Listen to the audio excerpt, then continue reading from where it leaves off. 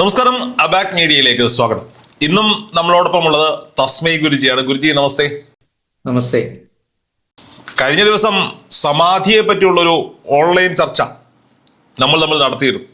അത് വളരെ വൈറലായി സോഷ്യൽ മീഡിയയിൽ ഓടി. ഒട്ടനവധി പേരുടെ അഭിപ്രായങ്ങൾ അതിലുണ്ട്. ഭൂരിപക്ഷം പേരും അങ്ങയോടൊപ്പമാണ്, ഭൂരിപക്ഷം പേരും എനിക്കെതിരാണെന്ന് തോന്നുന്നു. അങ്ങേ കുറ്റം പറയുന്നവരും ഉണ്ട്. എന്തായാലും പക്ഷേ ആളുകൾക്ക് പകുതി പേർക്കും എന്താണ് ഈ സമാധി എന്നത് കൃത്യമായി മനസ്സിലായിട്ടില്ല എന്ന് തന്നെയാണ് തോന്നുന്നത്. എല്ലാവരും ഈ ഗോപൻ സ്വാമിയുടെ സമാധിയെ ബന്ധപ്പെടുത്തിക്കൊണ്ടാണ് സമാധിയെ കാണുന്നത് എന്ന് മനസ്സിലാക്കാം. അതുകൊണ്ട് തന്നെയാണ് വീണ്ടും അങ്ങയോടൊപ്പം ഒരു ഇന്റർവ്യൂ കൂടി ആവശ്യമുണ്ട് എന്നുള്ളത് കൊണ്ട് അങ്ങയോടൊപ്പം ഇപ്പോൾ ഇരിക്കുന്നത്. വിമർശിച്ചവരോട് നിങ്ങളുടെ വിമർശനങ്ങൾ നല്ല രീതിയിൽ നമ്മൾ സ്വീകരിച്ച് മുന്നോട്ട് പോകുന്നതായിരിക്കും. ഗുരുജി, സത്യത്തിൽ ഈ സമാധി എന്താണ് ആളുകൾക്ക് ഇപ്പോഴും മനസ്സിലായിട്ടില്ല. അങ്ങ് 7 ദിവസം സമാധി ഇരുന്ന കാര്യം ആ വീഡിയോയിൽ പറഞ്ഞിരുന്നു. അങ്ങ് അതിന്റെ വീഡിയോകളിൽ ചിലത് എനിക്ക് അയച്ചു തന്നിട്ടുണ്ട്. ഞാനത് പ്രേക്ഷകരെ ഈ സമയം കാണിക്കാം. സത്യത്തിൽ ആ 7 ദിവസത്തെ സമാധി, അതിന്റെ പ്രിപ്പറേഷൻ, അതെങ്ങനെയാണ് അങ്ങക്ക് അനുഭവപ്പെട്ടത്? ഇതൊന്ന് പറയാമോ? 7 ദിവസത്തെ സമാധി എന്ന് പറയുന്നത് അതൊരു അവസ്ഥയാണ്. നമ്മളത് അതിനു വേണ്ടി പ്രിപ്പയർ ചെയ്തെടുക്കണം. എന്തെങ്കിലും ഒരു കാരണം വേണം സമാധിയാവാൻ. ഇപ്പൊ ശ്രീനാരായണ ഗുരുവിന്റെ സമാധിയാണ് നമുക്ക് എല്ലാവർക്കും അറിയാവുന്നത്. അത് മഹാസമാധിയാണ്. അത് ഗുരുദേവൻ അതിനുവേണ്ടി പ്രിപ്പയർ ചെയ്ത് ശരീരത്തിലെ ജലാംശമെല്ലാം പറ്റിച്ച് ആരെയും മീറ്റിയിലും എല്ലാ പരിപാടികളും എല്ലാം നിർത്തിവെച്ച് അത് ധ്യാന നിമഗ്നനായി അങ്ങനെ ഇരുന്ന് ഒരു പ്രത്യേക അവസ്ഥയിലേക്ക് ചേർന്ന് വജ്രതുല്യമായി ഇന്നും അവിടുത്തെ ആ പുണ്യഭൂമിയിൽ സമാധി മണ്ഡപത്തിനകത്ത് ഇരിക്കുന്നുണ്ട്. ആ ഇരിക്കുന്നത് നമ്മുടെ ഈ ശരീരം ഇരിക്കുന്നത് പോലെ ആയിരിക്കില്ല. നമ്മൾ ധ്യാനത്തിൽ പലപ്പോഴും കാണാനുള്ള ഭാഗ്യം കിട്ടിയിട്ടുണ്ട്. അങ്ങനെ കാണുമ്പോൾ എന്ന് ചോദിച്ചാൽ ഒരു കറുത്ത ഒരു അസ്ഥിവ്യഞ്ജനം ഇങ്ങനെ ഒതുങ്ങിയിരിക്കുന്ന ഒരു രൂപം, അത്രേ ഉള്ളൂ. ഇതെന്താണെന്ന് ചോദിച്ചാൽ എന്തിനാണ് സമാധി ആക്കണേന്ന് പറഞ്ഞിട്ട് സമാധിയിൽ എന്താ സംഭവിക്കണേന്ന് പറയാം. ഇപ്പൊ എനിക്ക് എൻ്റെ ഈ താമസിക്കുന്ന സ്ഥലമല്ലാണ്ട് നാട്ടിലിപ്പോ ആലുവയിലോ മറ്റെവിടെയെങ്കിലും ഒരു വീടുണ്ടെന്ന് ഇരിക്കട്ടെ, എൻ്റെ കയ്യിൽ താക്കോലുണ്ടെങ്കിൽ എനിക്ക് ഇഷ്ടമുള്ളപ്പോൾ പോയി തുറന്ന് അതിൽ കയറി താമസിച്ചിട്ട് പോരാം. അതുപോലെ ഈ 3rd ഡയമെൻഷനിൽ നമ്മൾ ജീവിക്കുമ്പോൾ നമ്മൾ സ്വായത്തമാക്കേണ്ട ഒരു കഴിവാണ് സമാധി എന്ന് പറയുന്നത്. അത് ഈ ജന്മത്തിൽ ഇവിടെ നമുക്ക് നേടിയെടുക്കാൻ പറ്റുന്നതാണ്. അപ്പൊ നേടിയെടുത്താൽ നമുക്ക് എന്ത് ചെയ്യും? നമുക്ക് ഇനി പ്രപഞ്ചത്തിനോട് എന്തെങ്കിലും ചെയ്യാനുണ്ട്. ഇപ്പൊ ശ്രീനാരായണ ഗുരുവിനെ പോലെ പ്രപഞ്ചത്തിന് വേണ്ടി ഒത്തിരി കാര്യങ്ങൾ ചെയ്യാൻ ആഗ്രഹമുള്ള ഗുരുക്കന്മാർ അവരുടെ ശരീരം സമാധിയാക്കി ഒരു മണ്ഡപത്തിനുള്ളിൽ സൂക്ഷിച്ചു വെക്കും. എന്തിനാണ്? അകത്തുനിന്ന് അല്ലെങ്കിൽ പുറത്തു നിന്നുള്ള ഈർപ്പമൊന്നും അതിലേക്ക് തട്ടാതെ ശരീരത്തിലെ ജലാംശം കൊണ്ട് ആ ശരീരം കേടാവാതെ അതിൻ്റെ ഉള്ളിൽ പ്രിസർവ് ചെയ്ത് സൂക്ഷിക്കും. അവർക്ക് എന്നും സൂക്ഷ്മ ലോകവുമായിട്ടൊരു ബന്ധം ഉണ്ടാവും. ആ ബന്ധത്തിലൂടെ സാമാന്യ ലോകത്ത്, അതായത് 3rd ഡയമെൻഷനിലെ ജനങ്ങൾക്ക് വേണ്ട എല്ലാ സഹായം ചെയ്തു കൊടുക്കാൻ പറ്റും. കാരണം എന്താണെന്ന് ചോദിച്ചു കഴിഞ്ഞാൽ നമ്മൾ എത്ര ഒച്ചയിട്ട് വിളിച്ചാലും ഒരു ദൈവവും കേൾക്കില്ല. അത് ഗുരുക്കന്മാർക്ക് അറിയാവുന്ന സത്യമാണ്. അപ്പൊ ദൈവവുമായിട്ട് ബന്ധിപ്പിക്കണമെന്നുണ്ടെങ്കിൽ ഒരു ഗുരുവിന്റെ കണക്ഷൻ എപ്പോഴും ആവശ്യമാണ്. ഗുരു തത്വത്തിലൂടെ മാത്രമേ നമുക്ക് പ്രപഞ്ച തത്വവുമായിട്ട് കണക്ട് ചെയ്യാൻ പറ്റുള്ളൂ. അങ്ങോട്ട് പോകുന്നതിന് മുമ്പ് വേറൊരു കാര്യമുണ്ട്. നമ്മളുടെ ശരീരത്തിന്, ഈ കാണുന്ന ശരീരം കൂടാതെ നമ്മളുടെ ഉള്ളിൽ 7 സൂക്ഷ്മ ശരീരങ്ങളുണ്ട്.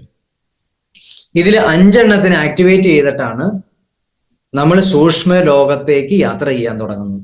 ചക്രാസ് ആണോ? ചക്രാസ് അല്ലല്ല, ചക്രയല്ല. ഇത് സൂക്ഷ്മ ശരീരങ്ങളാണ്.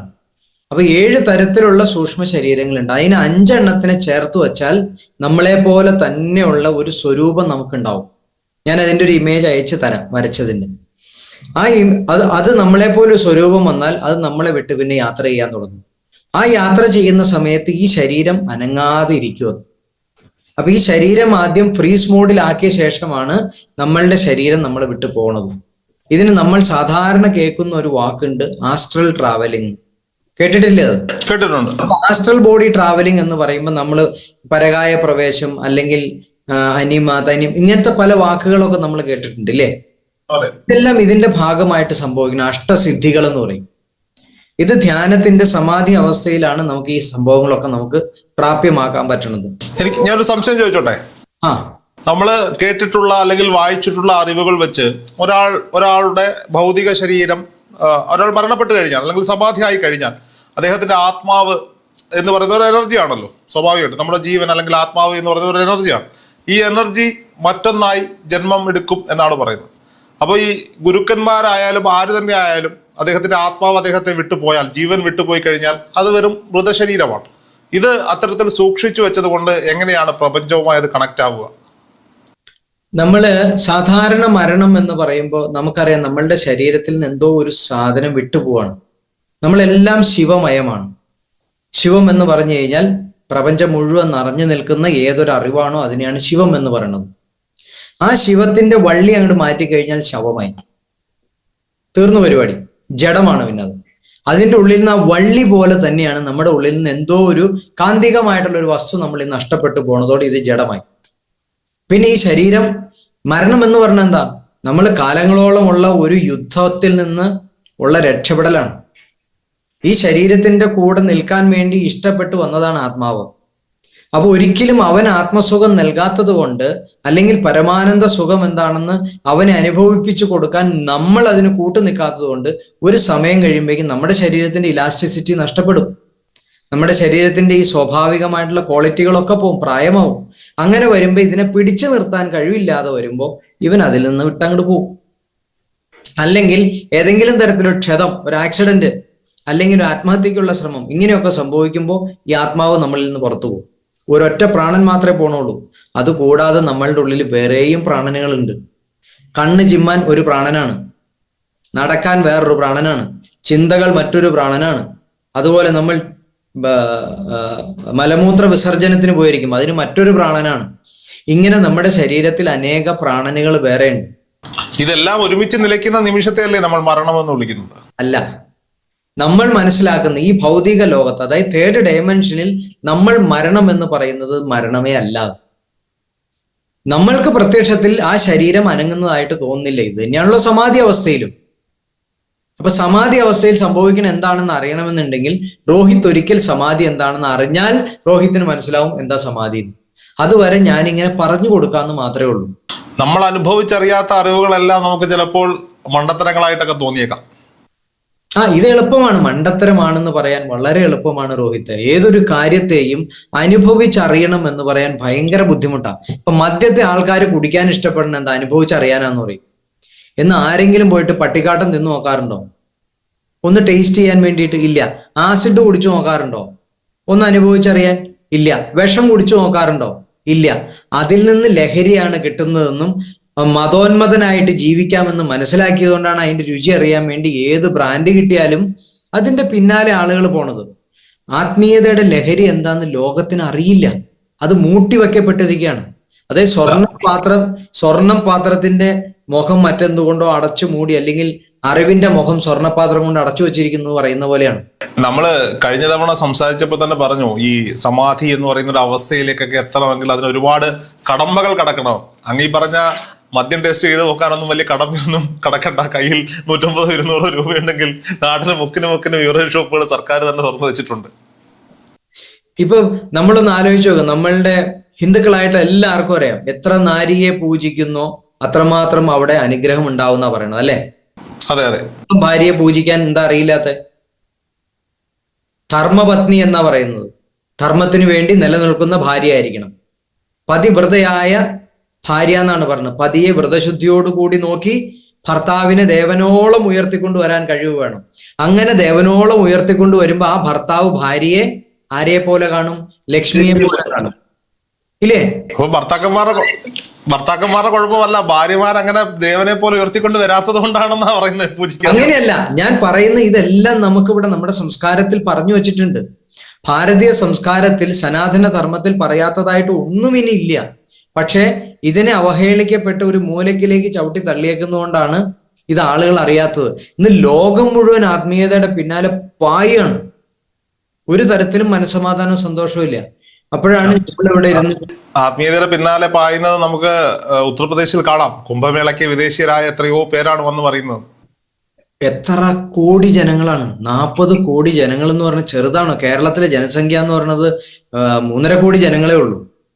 അവിടെ 40 കോടി ജനങ്ങൾ വരെ എത്ര കോടി രൂപയാണ് ഒരു രാജ്യത്തിന് ധനമായിട്ട് ലഭിക്കുന്നത്? 2 ലക്ഷം കോടി രൂപയാണ് ഉത്തർപ്രദേശിന്റെ പ്രതീക്ഷ. അതിലും മുകളിലേക്ക് പോകും.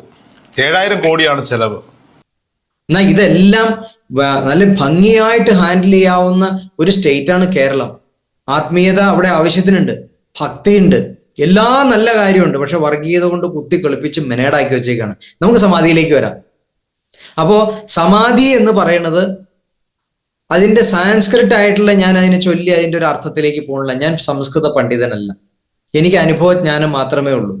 അപ്പൊ ഒരു സ്ഥിരമായിട്ടിരിക്കുന്ന ഒരവസ്ഥ, ഇപ്പൊ നമ്മൾ എടുത്ത ഒരു പയറുമണി, അതിന്റെ ഉള്ളിലിരിക്കുന്നത് അതിന്റെ ഒരു സമാധി അവസ്ഥയാണ്. അത് എപ്പോൾ പഞ്ചഭൂതവുമായിട്ട് കണക്ട് ചെയ്യോ ആ സമയത്ത് അതിന്റെ ഉള്ളിൽ നിന്ന് ഒരു ജീവൻ പുറത്തേക്ക് വന്നു. വേരുകളും ഇലയും ഒക്കെ മണ്ണുമായി ജലവുമായി വെളിച്ചവുമായി സ്പർശിക്കുമ്പോൾ ഉണ്ടാവും. അതെ, അതുപോലെ തന്നെ നമ്മൾ ഒരു പ്രത്യേക രീതിയിൽ നമ്മൾ ഇരിക്കാൻ പഠിക്കുകയാണ്, കാലങ്ങൾ കൊണ്ട് പ്രാക്ടീസ് ചെയ്ത് ശീലമാവുകയാണ്. അത് ഇരുന്ന് ശീലമായി കഴിഞ്ഞു കഴിഞ്ഞാൽ മണിക്കൂറൊന്നും വേണ്ട ഇരിക്കാൻ വേണ്ടിയിട്ട്. ഇരുന്ന 5 സെക്കൻഡിന് ഒരാൾ സമാധിയായി. ആ സമാധിയായി നമ്മുടെ ലക്ഷ്യം എന്താണ്? ഇപ്പൊ ഞാൻ ഇവിടുന്ന് ബാംഗ്ലൂർക്ക് പോകാൻ വേണ്ടിയിട്ട് എൻ്റെ ലക്ഷ്യം അതാണ്. എനിക്ക് നല്ല ബസ് കോഴിക്കോടിന് പോണ വണ്ടിയെ കിട്ടിയെന്ന് എഴുതിക്കൊണ്ട് കോഴിക്കോട് അല്ലെങ്കിൽ എൻ്റെ യാത്ര തമിഴ്നാട്ടിലേക്കാണെന്നായിരിക്കും നല്ല വണ്ടി കയറി അങ്ങോട്ട് പോകുമോ? ഇല്ല. എൻ്റെ ബാംഗ്ലൂർക്കാണെന്നുണ്ടെങ്കിൽ പൊട്ട വണ്ടിയിലാണെങ്കിലും ഞാൻ ഒറ്റയ്ക്കാണെങ്കിലും അങ്ങോട്ട് പോകണം. പക്ഷെ തമിഴ്നാട്ടിലേക്ക് പോണ വണ്ടിയിൽ നിറച്ച ആളുണ്ടാവും, നല്ല വണ്ടിയായിരിക്കും, പക്ഷെ അതിൽ പോയാൽ എൻ്റെ ലക്ഷ്യം നടക്കൂല. അപ്പൊ എൻ്റെ ലക്ഷ്യം പ്രപഞ്ചത്തിൽ നിന്ന് ഏതൊന്നും അറിയണമെന്ന് എനിക്ക് ആഗ്രഹമുണ്ടായിരുന്നു. ഞാൻ അതിനു വേണ്ടിയിട്ടാണ് യാത്ര ചെയ്തത്. അത് ഞാൻ നേടിയെടുത്തു. ഇന്ന് എൻ്റെ സമാധി കൊണ്ട് ആർക്കാണ് ഗുണമുള്ളതെന്ന് ചോദിച്ചാൽ അത് കാലം തെളിയിക്കട്ടെ. അങ്ങയുടെ ആ 7 ദിവസത്തെ സമാധി ഉണ്ടായ സമയത്തുണ്ടായ ആ ഒരു അനുഭവത്തെ കുറിച്ച് കൂടി അറിഞ്ഞാൽ കൊള്ളാമെന്നുണ്ട്. ഓക്കെ, അത് പറയാം. നമ്മൾ സമാധി ഇരിക്കണമെന്ന് അങ്ങനെയൊന്നും പ്ലാൻ ചെയ്തതല്ല. അത് ഇരിക്കാൻ ഒരു നിയോഗം വരികയാണ്. ഓക്കെ, ഇരിക്കാമെന്ന് അങ്ങനെ പ്ലാൻ ചെയ്തു. അത് നമ്മൾ പ്രപഞ്ചവുമായിട്ട് ഒരു താരതമ്യം ഡെയിലി നമ്മൾ സംവദിച്ചിരിക്കുമ്പോൾ ഇരിക്കണമെന്ന് ഉള്ളിൽ നിന്നൊരു തോന്നല്, ഉള്ളിൽ നിന്ന് പ്രപഞ്ചം അറിയുകയാണ്. അപ്പം നമ്മൾ പോയി ഇരിക്കുകയാണ്. അതിനുവേണ്ടി തയ്യാറെടുപ്പ് എന്താകും? എനിക്ക് പ്രത്യേകിച്ച് വേറെ തയ്യാറെടുപ്പിന്റെ ആവശ്യമില്ല. ദിവസവും നമ്മൾ കുളിക്കുന്നു അല്ലെങ്കിൽ ഭക്ഷണം കഴിക്കുന്നു പറയുന്ന പോലത്തെ ഒരു പരിപാടിയേ ഉള്ളൂ. ഞാൻ അതിനുവേണ്ടി ഭക്ഷണത്തിന്റെ അളവൊന്നും കുറയ്ക്കണ്ട. ഞാൻ ഡെയിലി കഴിക്കുന്ന ഭക്ഷണം എന്ന് പറഞ്ഞു കഴിഞ്ഞാൽ ഇത്രയേ ഉള്ളൂ, കൂടുതലൊന്നുമില്ല. അപ്പൊ എൻ്റെ ഭക്ഷണത്തിന്റെ അളവ് എനിക്ക് കുറയ്ക്കണ്ട, ജലാംശവും കുറയ്ക്കണ്ട. കാരണം എൻ്റെ ജലാംശം എന്ന് പറഞ്ഞാൽ എനിക്ക് ദാഹിച്ചിട്ട് വെള്ളം കുടിക്കലില്ല. വല്ല പേരിന് വല്ലപ്പോഴൊക്കെ ഞാൻ അവിടെ വന്ന് രോഹിത്തിന്റെ അടുത്ത് ഇന്റർവ്യൂവിന് വരുമ്പോൾ എപ്പോഴും വെള്ളം കുടിച്ചുകൊണ്ടിരിക്കുന്ന കണ്ടിട്ടുണ്ടോ? ഇല്ല. ഭക്ഷണം കഴിക്കാൻ വേണ്ടിയിട്ട് പോയി എന്താ കഴിക്കണത്? ഒരു ചപ്പാത്തി ഇതേ ഇങ്ങനെ ചുരുട്ടി പിടിച്ചിട്ട് ചായയും കുടിക്കും, പരിപാടി തീർന്നു. മതി. ജീവൻ നിലനിർത്താൻ എന്താണോ വേണ്ടേ, അതായത് ജീവൻ എന്ന് ചോദിച്ചാൽ നമ്മുടെ ആന്തരിക അവയവങ്ങൾക്ക് കേടുവരാതെ അല്ലെങ്കിൽ അസിഡിറ്റി ഒക്കെ വരും, അത് വരാതെ കാത്തു സൂക്ഷിക്കാൻ എന്തോരം വേണോ? ഒരു നേരത്തെ ഭക്ഷണം മതി, അതിൽ കൂടുതൽ വേണ്ട. നമുക്ക് വേണ്ട എനർജി പ്രപഞ്ചത്തിൽ നേരിട്ട് നമുക്ക് സ്വീകരിക്കാൻ കഴിയും. എനിക്ക് മാത്രമല്ല, അത് രോഹിത്തിനും കഴിയും. ഒന്ന് ട്യൂൺ ചെയ്താൽ മാത്രം മതി. റേഡിയോ ട്യൂൺ ചെയ്യുന്നത് പോലെ നമ്മളെ ട്യൂൺ ചെയ്യാൻ നമ്മൾ പഠിച്ചാൽ മതി. നിങ്ങൾക്ക് അറിയില്ലാത്തതുകൊണ്ട് ഞാൻ പഠിപ്പിച്ചു തരും. എൻ്റെ മെഡിറ്റേഷൻ ചെയ്യുന്ന ആരെ വേണമെങ്കിലും വെളുപ്പിന് 4:30 ക്ലാസ് നടക്കുമ്പോൾ രോഹിത്ത് ഈ ക്യാമറ വെച്ചുകൊണ്ട് അതിനകത്തൊന്ന് ഇരിക്കുക, വെറുതെ റാൻഡം ഒന്ന് ചോദിക്കുക, ഇവിടെ എത്ര പേർക്ക് ഈ ഗുരുജി പറയുന്ന പോലെ സമാധി ഇരിക്കാൻ അറിയാന്നുള്ളൂ? 350 പേരുണ്ടെങ്കിൽ 325 പേരും പറയും ഞങ്ങൾക്കൊക്കെ സമാധി ഇരിക്കാൻ അറിയാമെന്ന്. അപ്പൊ എന്താ, അത് കോമൺ അല്ലേ? എല്ലാവർക്കും അറിയാവുന്ന കാര്യമല്ലേ? ഈ സമാധി എന്ന് പറയുന്നത് ധ്യാനത്തിന്റെ മറ്റൊരു വേർഷൻ ആണോ? ഇതെന്താണെന്നറിയോ? നമ്മൾ ഈ സമാധിയെ ഈ ടയർ സമാധിയും വെള്ള സമാധിയും കയറ് സമാധിയും ഒക്കെ കണ്ട് ഈ സമാധിയെ ഒരു വഷളം പിടിച്ച സാധനമാക്കി മാറ്റി. അല്ല, അതിന്റെ പ്രശ്നം എന്താണെന്നറിയോ? ഇപ്പൊ ഗുരുജി പറയുന്ന സമാധി എന്ന് പറയുന്നത് 6-7 ദിവസത്തോളം അങ്ങ് ജലപാനമില്ലാതെ ഒരേ അവസ്ഥയിൽ തുടരുന്നതാണ് അങ്ങ് പറയുന്ന സമാധി. അങ്ങനെ ഇരിക്കുകയല്ല, നമ്മളൊരു ലക്ഷ്യത്തിന് വേണ്ടിയിട്ടിരിക്കണം. അവിടെ നമ്മുടെ ഭക്ഷണത്തിന് പ്രാധാന്യമല്ല. അപ്പൊ നമ്മുടെ ശരീരം അവിടെ ഇരിക്കണ്ടെന്നുള്ളത് എൻ്റെ ആശ്രമത്തിലുള്ളവർക്ക് അറിയാം. അവരാരും അതിൽ എനിക്കുണ്ടായ ഒരു സംശയം എന്താണെന്നറിയോ? അങ്ങനെ ഇരിക്കുന്ന സമയത്ത് ജലപാനമില്ലാതെ ആഹാരമില്ലാതെ ഉറക്കമില്ലാതെ 7 ദിവസം ദിനരാത്രങ്ങളോളം അങ്ങനെ തന്നെ ഇരിക്കുകയാണോ, ഒരു മാറ്റവും ഇല്ലാണ്ട്? ഇല്ല, നമ്മളൊന്നും അനങ്ങേണ്ട കാര്യമില്ല. നമ്മൾ ഇരിക്കുന്ന ഒരു സ്ഥലത്ത് അവിടെ തന്നെ ഇരിക്കും. 7 ദിവസം? 7 15 ദിവസം ഞാൻ ഇരുന്നിട്ടുണ്ട്. ഞാൻ 15 ദിവസം ആദ്യ സമയത്ത് 15 ദിവസം ഞാൻ ഇരുന്നതാണ്. അതിനുശേഷമാണ് ഇപ്പൊ. അപ്പൊ ആ ഇരിപ്പ് അങ്ങനെ ഇരിക്കാൻ പറ്റുമോ? ഇത് ശരീരം ഈ ഉറക്കം എന്ന് പറയുന്ന ഒരു അവസ്ഥ ഉണ്ടല്ലോ, ഭക്ഷണം മാറ്റി വെക്കാം, ഉറങ്ങി പോകുമ്പോ വീണു പോവില്ലേ? ഒന്നുമില്ല. ഇതൊന്നും നമ്മൾ അതിശയോക്തി എന്തോരം ഉണ്ടാക്കാൻ പറ്റും രോഹിത്തെ? നമ്മൾ അതിശയോക്തിക്ക് വേണ്ടി ജീവിക്കണമല്ലോ. ഇപ്പൊ കഴിഞ്ഞ വീഡിയോയുടെ അടിയിൽ ഒരാൾ ഒരു ചോദ്യം ചോദിച്ചു, സമാധി ഇരുന്ന് ലോകത്തിന് എന്ത് നന്മയാ ചെയ്യാൻ പറ്റുന്നതെന്ന്. ലോകത്തിന്റെ നന്മ കാണണല്ലേ? രാഷ്ട്രീയക്കാരും മറ്റുള്ളവരും ചെയ്യണേക്കാൾ കൂടുതൽ നന്മ ഋഷി പരമ്പര ഇവിടെ ചെയ്തു വെച്ചിട്ടുണ്ട്. ഉണ്ടോ ഇല്ലയോ? രാമായണവും മഹാഭാരതവും ഇതിഹാസങ്ങളും പുരാണങ്ങളും ആയുർവേദവും ജ്യോതിശാസ്ത്രവും വാസ്തുശാസ്ത്രവും ധർമ്മങ്ങളും അധർമ്മങ്ങളും എന്താണെന്നുള്ള വ്യക്തമായിട്ട് ഗുരു പരമ്പര ഇവിടെ എഴുതി വച്ചിട്ടാ പോയത്. നമ്മുടെ ഏത് ഓഫീസർമാരാണ് അല്ലെങ്കിൽ ഏത് നിയമ സംവിധാനമാണ് ഇവിടെ ഒരു നല്ലത് ലോക നന്മയ്ക്ക് വേണ്ടി ഒരു കാര്യം ചെയ്തേക്കുന്നത്? പ്രാപഞ്ചിക നിയമത്തെ സാമൂഹിക അടിസ്ഥാനത്തിൽ നിയമങ്ങളാക്കി തിരിക്കാനേ അവർക്ക് പറ്റിയിട്ടുള്ളൂ. പ്രപഞ്ച നിയമത്തിൽ ജീവിക്കാൻ മനുഷ്യൻ എപ്പോഴും പഠിപ്പിച്ചിട്ടില്ല. ഞാൻ പറഞ്ഞു ശരിയാണോ? ആണോ അല്ലയോ? ആണെങ്കിൽ ആണെന്ന് പറ. 50% ഞാൻ യോജിക്കും, 50% ഞാൻ യോജിക്കും. അല്ല, 100% യോജിച്ചേ പറ്റൂ. കാരണം നാട്ടിലെ കോഴിയെ കൊല്ലാൻ കാട്ടിലെ കോഴിയെ കൊല്ലാൻ പാടില്ല. ഇത് നാട്ടിലെ നിയമ, പ്രാപഞ്ചിക നിയമമല്ല. പ്രാപഞ്ചിക നിയമം അനുസരിച്ച് കൊതുകിനെ പോലും കൊല്ലാൻ പാടില്ല. നമ്മളൊരു കൊതുകിനെ കൊല്ലുമ്പോൾ ഒരു കൊതുക് എന്ത് മഹാപാപം ചെയ്തിട്ടാണ് നമ്മളിങ്ങനെ ഒറ്റയടി അടിക്കുന്നത്? അത് ഇത്രയും വലിയ ശരീരത്തിൽ ഒന്ന് കൊത്താൻ വരുമ്പോ അത് അറിയണില്ല ഈ ശരീരത്തിന് വേദന എടുക്കുന്നു. അതൊന്ന് രക്തം കുടിക്കാൻ വന്ന അതിനോട് ഒരു പ്രാവശ്യം നമ്മൾ ഉപദേശിച്ചോ? ഡെങ്കു പനി പിടിക്കില്ലേ? ഡെങ്കു നിക്ക്, നമ്മൾ ഒരു പ്രാവശ്യമെങ്കിലും അതിനൊന്ന് ഉപദേശിച്ചോ? കൊതുക് എന്നെ കടിക്കരുത്, എനിക്ക് വേദന എടുക്കുന്നു? ഇല്ല. നമ്മൾ ഡയറക്റ്റ് കൊട്ടേഷൻ, ഒറ്റയടിയാണ്. അപ്പൊ അവനും ദേഷ്യം വരും, അവൻ പോയി കൊട്ടേഷൻ വിളിച്ചുകൊണ്ട് വരും ആൾക്കാരെ. ഞാനീ പറഞ്ഞു രോഹിതവും ശ്രമിച്ചു നോക്ക്, കൊതുകിനോട് കടിക്കരുതെന്ന് പറ. ഒരു ഉറുമ്പിനുള്ള കഴിവ് പോലും ഇന്ന് നമുക്ക് ഇല്ലാതെയായി. അത് ഈ കൊതുക് കടിക്കാൻ വരുമ്പോഴേ, ഇന്നലെ ഞാൻ വീട്ടില് സിറ്റ് ഔട്ടിലിരിക്കുക, എറണാകുളത്തായതുകൊണ്ട് ഇഷ്ടം പോലെ കൊതുകുണ്ട്. ഫാൻ ഇട്ടിട്ടുണ്ടെങ്കിലും കുറെ കൊതുകുകൾ എന്നെ ആക്രമിക്കുകയാണ്. ഞാൻ ഒരു പേപ്പറൊക്കെ എടുത്തൊന്ന് വീശി നോക്കി, ഒരു രക്ഷയില്ല, ഇത് പോകുന്നില്ല, പിന്നെയും പിന്നെയും വന്ന് കടിക്കുക. എന്താ ചെയ്യാ? ഇവിടെ എന്താണെന്ന് വെച്ചാൽ നമ്മൾ ധർമ്മിഷ്ഠനല്ലാത്തതുകൊണ്ടാണ് നമ്മളെ കൊതുക് ഉപദ്രവിക്കുന്നത്. നമ്മളെക്കാൾ അറിവുള്ള ജീവികളത്. ഞങ്ങളാരും പറഞ്ഞാൽ കൊതുക് കേൾക്കില്ല. ഞാൻ പറഞ്ഞാൽ കേൾക്കണ്ടല്ലോ. അല്ലെങ്കിൽ എന്റെ മെഡിറ്റേഷൻ ചെയ്യുന്ന എല്ലാവരും പറഞ്ഞാൽ കേൾക്കണ്ടല്ലോ. നിങ്ങൾ മെഡിറ്റേഷൻ ചെയ്തോ, പിന്നെ കൊതുക് പറഞ്ഞേ കേട്ടോളൂ. ഞാനൊരാൾ മാത്രം അങ്ങ് പറയുന്ന രീതിയിൽ നന്നായാൽ മതി. ലോകം മുഴുവൻ നന്നായിട്ടല്ലേ കാര്യമുള്ളൂ. ഓരോരുത്തരല്ലേ നന്നാവണം. രോഹിത് ഒന്ന് ആലോചിച്ച് നോക്കും. നമ്മൾ പരിചയപ്പെട്ടതിന് ശേഷം 10-43,000 കുടുംബം, അതായത് ശിഥിലമായി കിടക്കുന്ന കുടുംബങ്ങളൊന്നും നന്നായി പോകണം. നമ്മൾ എന്ത് ഉപദ്രവമാണ് ചെയ്യണത്? ഒന്നുമില്ല. ഏറ്റവും നല്ല രീതിയിൽ ജീവിക്കാൻ പഠിപ്പിക്കണം. അവരുടെ വീട്ടിൽ നിന്ന് ശവക്കറി അവർ ഒഴിവാക്കണം. ധർമ്മം അനുസരിച്ച് ജീവിക്കണം. ഭാര്യയും ഭർത്താവും അങ്ങോട്ടും ഇങ്ങോട്ടും വഞ്ചിക്കാതെ മക്കൾ നല്ല രീതിയിലായി, നല്ല വിദ്യാഭ്യാസത്തോടെ നല്ല രീതിയിൽ പഠിച്ച് സന്തോഷമായിട്ട് ജീവിക്കണം. ആർക്കും ഒരു ഉപദ്രവത്തിനില്ല. ഇങ്ങനെ ഓരോരുത്തരായിട്ടല്ലേ ഞാൻ മാറ്റിക്കൊണ്ടിരിക്കുക, അല്ലെങ്കിൽ നമ്മളുടെ ഇതിൽ വന്ന ആളുകൾ മാറിക്കൊണ്ടിരിക്കുന്നത്. അത് രോഹിത്തും ശ്രമിക്കണം. കാരണം നമ്മൾ സനാതന ധർമ്മത്തിന്റെ വക്താക്കളാണ്, അല്ലേ? കഴിഞ്ഞ ദിവസത്തെ അങ്ങയുടെ വീഡിയോ കണ്ടിട്ട് തിരുവനന്തപുരത്ത് നിന്ന് ഒരു ഡോക്ടർ എന്നെ വിളിച്ചിരുന്നു. MBBS ഡോക്ടറാണ്. എന്നോട് പറഞ്ഞു, പുള്ളി സ്പിരിച്വാലിറ്റിയിലൊക്കെ വിശ്വസിക്കുന്ന ആളാണ്. പക്ഷെ അങ്ങ് പറയുന്ന ഈ മാംസം കഴിക്കരുത്, അങ്ങനെയൊക്കെയുള്ള കൺസെപ്റ്റുകളെ ഒരിക്കലും അംഗീകരിക്കാൻ പറ്റില്ല. പിന്നെ എങ്ങനെയാണ് ശരീരത്തിന് ആവശ്യമായ പ്രോട്ടീൻ കിട്ടുക? ഇതൊക്കെ കേട്ടിട്ട് പല കുട്ടികൾക്കും പ്രോട്ടീൻ ഡെഫിഷ്യൻസി ഉണ്ടാവുന്നു എന്നൊക്കെയാണ് അദ്ദേഹം പറയുന്നത്. ഇതിങ്ങനെ പറഞ്ഞതിന് എന്ത് ചെയ്യാൻ പറ്റും? ഈ ആന പുല്ലല്ലേ തിന്നണത്. ആനയ്ക്ക് പ്രോട്ടീൻ എവിടെ ഇഷ്ടം? നിർന്നില്ല. ശവത്തിനകത്ത് പ്രോട്ടീൻ ഉണ്ടെന്ന് ആരാ പറഞ്ഞ്? അദ്ദേഹം ഡോക്ടറാണ്. അത് പറഞ്ഞിട്ട് കാര്യമില്ല. ഡോക്ടറെ മറ്റാരോ പഠിപ്പിച്ചതേ അവര് പഠിച്ചിട്ടുള്ളൂ. ഞാൻ റിസർച്ച് ചെയ്ത് സ്വയം മനസ്സിലാക്കിയ കാര്യമാണ്. അല്ല, ആന സസ്യബുക്കാണ്, മനുഷ്യൻ മിശ്ര ബുക്കാണ്. അല്ല, മനുഷ്യന് സസ്യബുക്കായിരുന്നു. മനുഷ്യൻ ഫ്രൂട്ടേറിയനാണ്. ഞാനൊരു സംശയം ചോദിച്ചോട്ടെ? ഈ തർക്കം ഞാൻ ഈ ഒരു വിഷയവുമായി മുന്നോട്ട് കൊണ്ടുപോകാൻ ആഗ്രഹിക്കുന്നില്ല. ഞാൻ അങ്ങയെ തർക്കിക്കുന്നത് ഇഷ്ടപ്പെടുന്നവരും ഇഷ്ടപ്പെടാത്തവരും ഉണ്ട്. അതുകൊണ്ട് നമുക്കൊരു ന്യൂട്രലിൽ പോകുന്നതാണ് നല്ലതെന്നാണ് എനിക്ക് തോന്നുന്നത്. പിന്നെ ഈ വന്യമൃഗങ്ങൾ, അതായത് മാംസബുക്കുകൾ എന്ന് നമ്മൾ വിളിക്കുന്ന വന്യമൃഗങ്ങൾ, അവയ്ക്ക് ഈ പ്രപഞ്ചം തന്നെ ഒരു സർക്കുലേഷൻ സിസ്റ്റം ഉണ്ടാക്കി വെച്ചിട്ടുണ്ട്. ഒരു ഫുഡ് ചെയിൻ ഉണ്ട് നമ്മുടെ പ്രപഞ്ചത്തിൽ തന്നെ. അങ്ങ് പറയുന്ന അങ്ങയുടെ ഭാഷ കടമെടുത്താൽ ഈ പ്രപഞ്ചത്തിൽ ഒരു ഫുഡ് ചെയിൻ ഉണ്ട്. അതായത് ഒന്ന് മറ്റൊന്നിന് ആഹാരമാകുന്നുണ്ട്. ഇപ്പോ സിംഹത്തിനോട് നീ മറ്റു ജീവികളെ കൊന്നു തിന്നരുതെന്ന് പറയാൻ പറ്റൂ? പുലിയോട് പറയാൻ പറ്റൂ? കഴിഞ്ഞോ? പറഞ്ഞോട്ടെ. നമ്മൾ ഫുഡ് ചെയിൻ ഒക്കെ ഉണ്ടാക്കി വെച്ച ആരാ ഉണ്ടാക്കിയത്? നമ്മളുടെ ഈ ഭാഷയാണ് ഫുഡ് ചെയിൻ ഉണ്ടാക്കി. ഞാൻ പറയുമ്പോൾ ശ്രദ്ധിക്കണം. മറ്റു ജീവജാലങ്ങളും മനുഷ്യനും തമ്മിലുള്ള വ്യത്യാസം എന്താ? മനുഷ്യന് ഒരു കാലിൽ മുള്ളുകൊണ്ടാൽ അച്ഛനോ അമ്മയോ ഭാര്യയോ സഹോദരനോ സഹോദരി ആരെങ്കിലും ഒന്ന് സംരക്ഷിക്കും, ഇല്ലേ? ഞാൻ സിംഹമാണെന്ന് വിചാരിച്ചോ, ഞാൻ വേട്ടയാടുന്നതിനിടെ എൻ്റെ കാലിലൊരു മുള്ളുകൊണ്ട് എന്നെ സംരക്ഷിക്കാൻ ആരാ ഉള്ളേ? ആരുമില്ല. ഒരു പരുന്തിന് പറക്കാൻ പറ്റാതാവുന്ന സമയത്ത് അതിന്റെ പപ്പുകൾ അത് സ്വയം ചുണ്ടുകൊണ്ട് കുത്തിപ്പറിച്ചു കളഞ്ഞ് അതിന്റെ ചുണ്ട് പാറപ്പുറത്തിട്ട് ഒരച്ചു ഒടിച്ചു കളഞ്ഞ് നഖങ്ങൾ കൊത്തിപ്പൊളിച്ചു കളഞ്ഞ് സന്യാസത്തിലേക്ക് പോകണം. എല്ലാം നശിച്ച് ചിലപ്പോൾ അവിടെ ഇരുന്ന സമാധിയായി. ഇല്ല, അത് കഴിഞ്ഞ് അതിനൊരു തിരിച്ചുവരവുണ്ട്. തിരിച്ചു വന്നോട്ടെ. അത് പഠിച്ചില്ലെങ്കിൽ വീണ്ടും പഴയതുപോലെ തന്നെ ജീവിക്കും. അത് എല്ലാ മൃഗങ്ങളിലും ഞാൻ ചോദിക്കട്ടെ, അത് പ്രായമാകുന്ന പരുത്തിനാണ് ഞാൻ ചോദിക്കാം. ശ്രദ്ധിക്കേണ്ടത് ഇവിടെയാണ് നമ്മൾ വിവേകത്തോടെ ചിന്തിക്കേണ്ടത്. അപ്പൊ ആ മൃഗത്തിനൊരു ജീവിത രീതിയുണ്ട്.